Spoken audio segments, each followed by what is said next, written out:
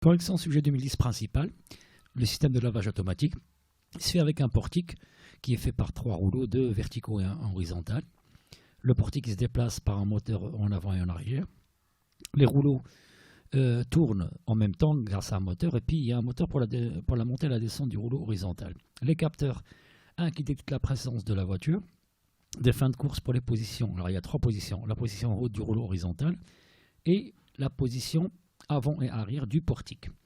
Le dispositif de séchage qui va sécher la voiture et une pompe avec 2 électrovannes pour le lavage à l'eau ou bien à l'eau savonnée. Le tout est commandé par un PIC CSF877 et un pupitre de commande qui contient un voyant lumineux V, un départ cycle et un arrêt d'urgence.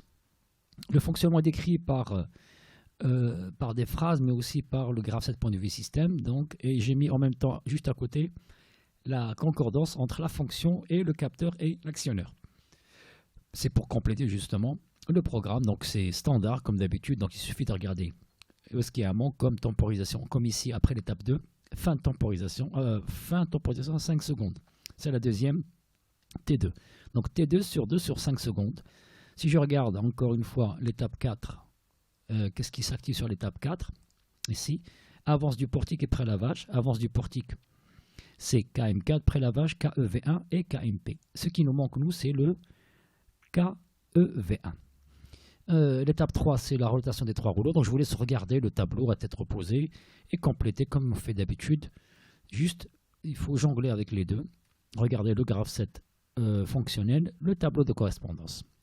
On va faire maintenant la même chose, mais cette fois-ci, ce n'est pas pour un graphe 7, mais pour un organigramme. Avant de compléter le programme, on va compléter l'organigramme. C'est inédit, hein, ça n'a jamais été demandé depuis. Mais ça peut être posé comme question, surtout quand, pour cette année-là, on vous demande de ne pas... Vous n'aurez pas de programme du PIC. Mais là, il s'agit de compléter l'organigramme. Bon, alors j'ai résumé, parce que là, il nous faut le graphe 7 qu'on vient de faire, le graphe 7 point de vue partie opérative. Il faut ensuite le branchement qu'il y a ici sur ce schéma-là, et pour pouvoir compléter l'organigramme. Moi, j'ai mis un résumé du schéma sous forme d'un tableau. J'ai placé à gauche le graphe 7 point de vue partie opérative.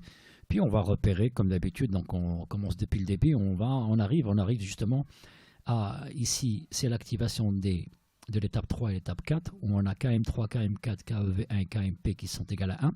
Vous pouvez vérifier que c'est RB2, RB3, RB6 et RC1.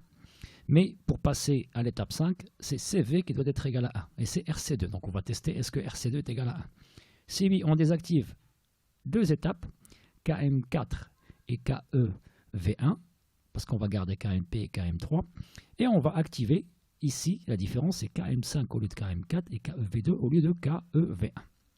Et voilà, c'est RB4 et RB7 qu'il faut mettre à 1. Après, on teste CR, c'est-à-dire RC4, puis on va désactiver, parce que là, il faut désactiver les étapes précédentes avant d'activer les étapes suivantes, comme indiqué ici. Maintenant, le passage entre l'étape 6 et l'étape 7, c'est CV, donc le test de RC2 ici. Est-ce qu'il est égal à 1?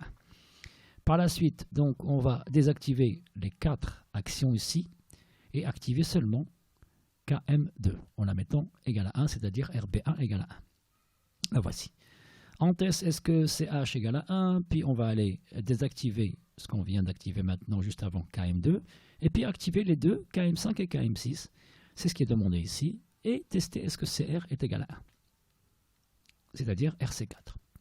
Pour le programme, il y a l'initialisation. Alors j'ai copié à gauche la partie de l'organigramme à transformer en programme. Il y a une initialisation en mettant RC0 et RC1 comme sortie. Donc des 0 sur trice C. Tout le reste, ce sont des 1. Je saute directement à tester est-ce que RC3, RC4, RC5 et R6 sont égales à 1. Donc normalement, les autres, on va les masquer en mettant un 0 avec un, et logique avec un 0 ici qui masque RC7. Et les 3 des 0 à droite, ils vont masquer RC0, RC1 et RC2. Donc je vais garder dans W seulement l'état de ces 4 variables.